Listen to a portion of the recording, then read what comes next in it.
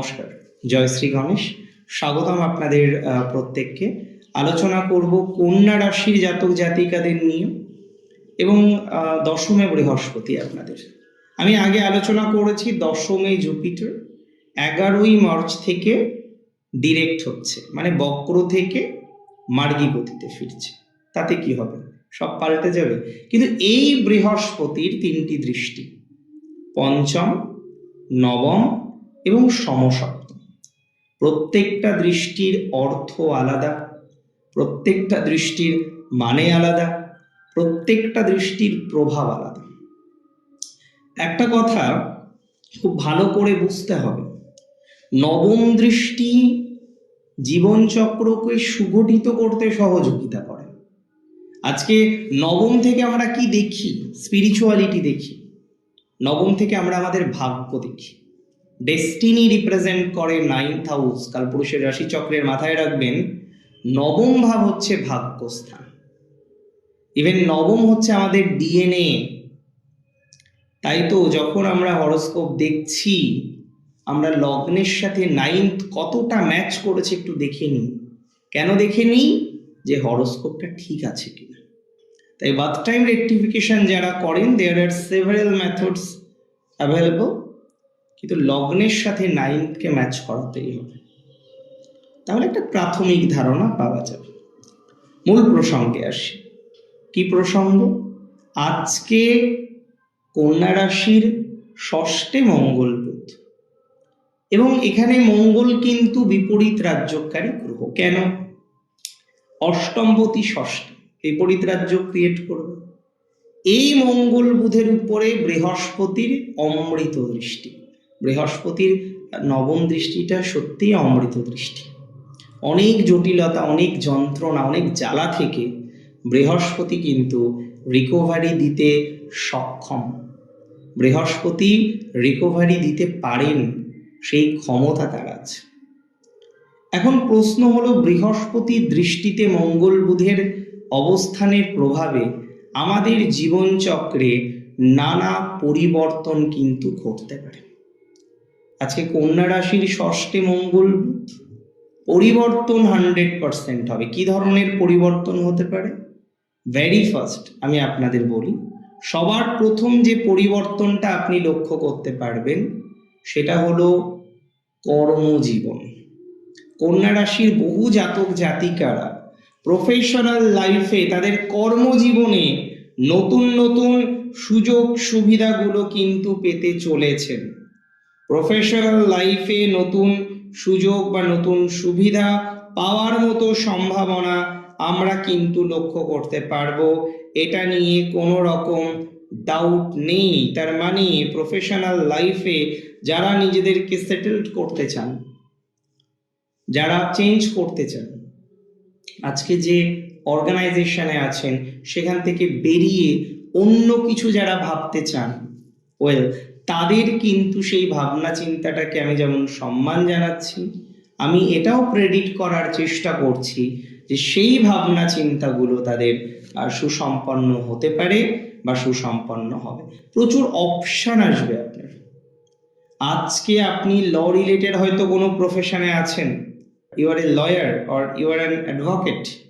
So যারা law related প্রফেশনে আছেন, তাদের কর্মজীবনের ক্ষেত্রে সুস্থ স্বাভাবিক ফলাফল প্রাপ্তির সম্ভাবনা দেখছি। ল রিলেটেড অর্থাৎ আইনি সংক্রান্ত বিষয়ে ভালো সংযোগ লাভের সম্ভাবনা। ইভেন জুডিশিয়ারিতে যারা চাকরির চেষ্টা করছেন, আমি বলবো একটু ধৈর্য রাখতে। একদম পরিষ্কার, যারা জুডিশিয়ারিতে চাকরির চেষ্টা করছেন, রাশি হচ্ছে কন্যা, আমি বলবো প্লিজ একটু ধৈর্য রাখুন, একটু ধৈর্য শক্তি রেখে পথ চলুন। আপনার পজিটিভ ফলাফলটা কিন্তু অনেকটাই বৃদ্ধিপ্রাপ্ত হবে। এবং আমি কার্যত বিশ্বাস করি, আমি কার্যত মনে করি, আজকের যে ইনসিডেন্ট, আজকের যে ঘটনা, সেখানে চাকরির পরিবর্তন হওয়ার সম্ভাবনাটা অনেক বেশি। আপনার কর্মজীবন নিয়ে আপনি আশা রাখুন, আপনার চাকরি পরিবর্তন নিয়ে আপনি আশা রাখুন। টেকনিক্যাল লাইনে ইভেন যারা রয়েছেন, তাদেরও কিছু কর্ম পরিবর্তন হতে পারে, এবং হতে পারে কি হবে, এই সময়ে সুযোগ আসবে। কিছু সুযোগ মিস হবে না, আমি কথা দিলাম।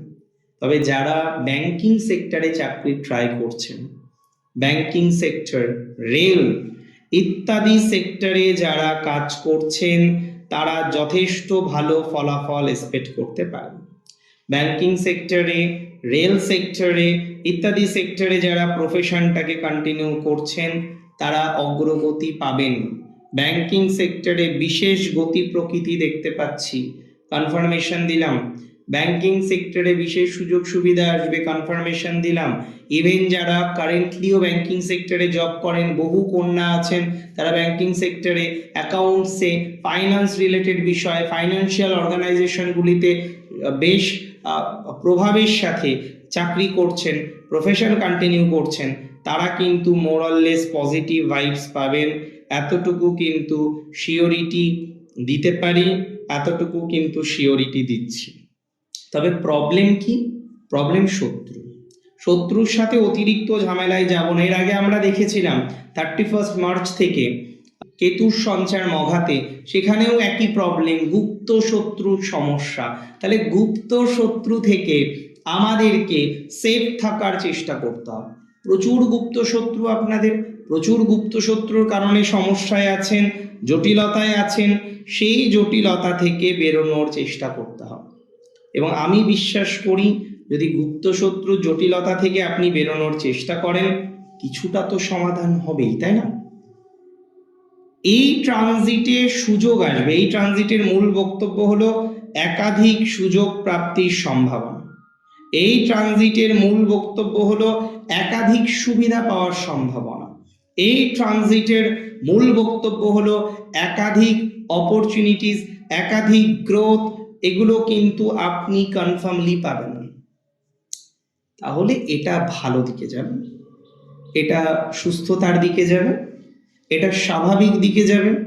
একাধিক শুভ সংযোগ, এটা কিন্তু পাওয়ার সম্ভাবনা লক্ষ্য করতে পারছি বা লক্ষ্য করা যাচ্ছে। তবে মাথায় রাখতে হবে, জানেন কি, আপনারা অনেকে কার্যত মেন্টাল প্রেশারের কারণে চিন্তায় আছেন। মেন্টাল প্রেশার অতিরিক্ত নেয়ার ফলে শারীরিক অসুবিধার মধ্যে পড়ে রয়েছেন। সেই জায়গা থেকে এখনো আপনারা অনেকে বেরোতে পারছেন না, সেই জায়গা থেকে এখনো অনেকে বেরিয়েও যেন বেরোতে পারছেন না। এটার তো একটা চেষ্টা করতেই হবে যাতে বেরোনো যায়।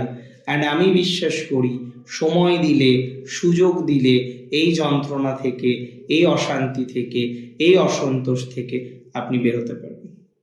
2026-এ মার্চ মাস এবং এপ্রিলের প্রথম দিকে বৃহস্পতির এই ট্রানজিট কার্যত আপনার জড়তা ভাঙতে পারে।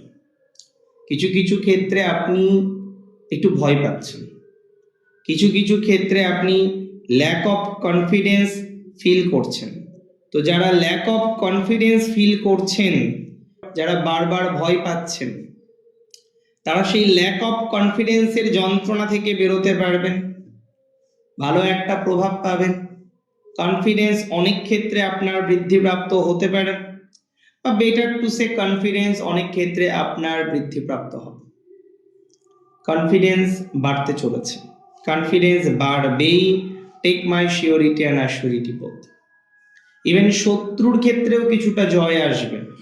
লোন যারা নিয়েছেন, লোন নিয়ে যারা বিপদে পড়েছেন, লোন নিয়ে যারা বিপদের মধ্যে রয়েছেন এবং তার সাথে একটা টেনশনের মধ্যে পথ চলতে হচ্ছে, আমি আপনাকে দায়িত্ব নিয়ে বলছি, এই ট্রানজিট আপনাকে একটা সঠিক মার্গ দেখাবে যে কোন লাইনে আপনি গেলে ভালো হয়, কোন দিকে গেলে আপনি ভালো হয়, কোন দিকে গেলে আপনি ভালো ফলাফল লাভ করতে পারেন।